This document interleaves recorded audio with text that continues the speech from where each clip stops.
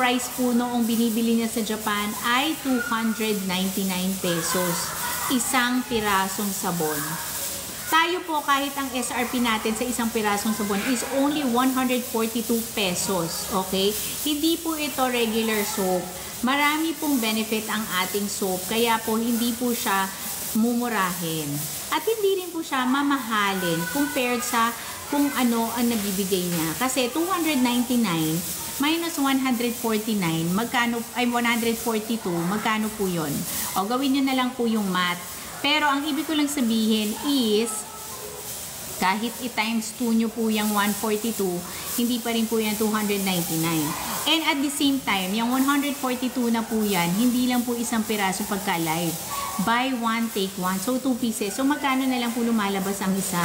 At hindi lang po yan pang paputi or pang lightening or whitening soap. Okay?